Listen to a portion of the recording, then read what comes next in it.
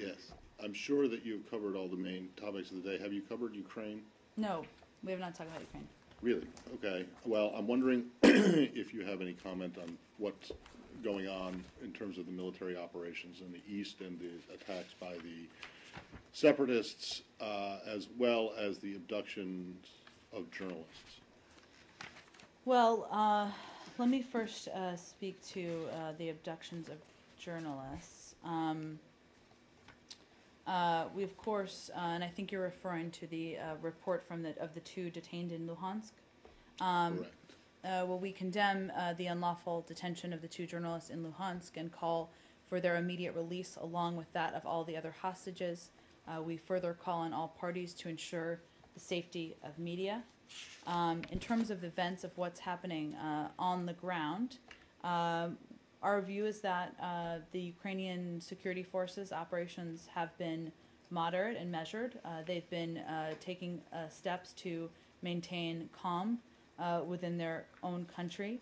Our belief is that while President Poroshenko said he's ready to implement a bilateral ceasefire, any ceasefire must be mutual, and there are steps that the Russians have not taken that they need to continue to take. In terms of specific events on the ground, and let me just say I have a quick update on this for you.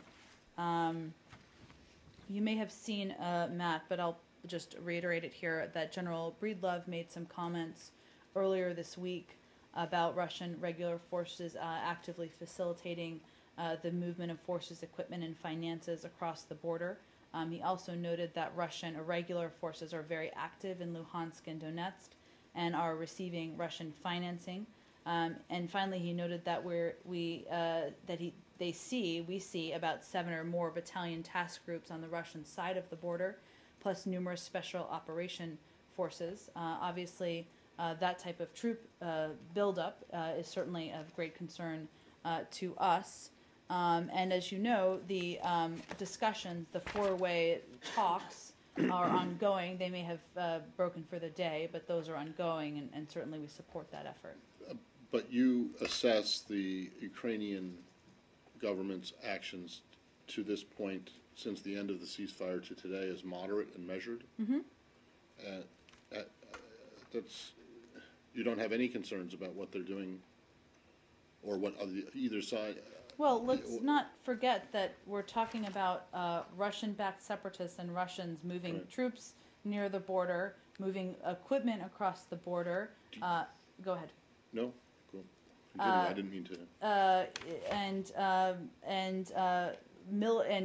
efforts that have been underway to invade, occupy, and attempt to annex part of a sovereign country, which is Ukraine. So they instituted a 10-day ceasefire. They did not have a partner in that effort to institute the ceasefire, but they have a responsibility to maintain calm and order when possible within their own country. So you see what the Russians are doing now as an attempt to invade, occupy, and annex? I'm talking about what's happened over the last several months, Matt. Okay, but it sounds like, and I didn't see the comments from General Breedlove, but you are saying that the Russians actually have moved troops into eastern Ukraine. So there is an invasion of a sort. What he was referring to is as a buildup on the Russian side of the border that we've been seeing, but decreased and kind of seemed to come back. But before that, you said something about them the Russians facilitating separatists in eastern Ukraine.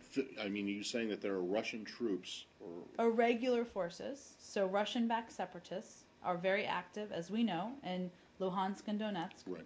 That's what he was speaking to. But he was also speaking to a troop buildup on the border so that we know pulled back, but we've seen it build up again. You don't have any. You don't say that there are actually Russian troops in eastern Ukraine. I was referring to his update. I don't believe that we've seen that in terms of a massive influx into eastern Ukraine. Okay. Yesterday,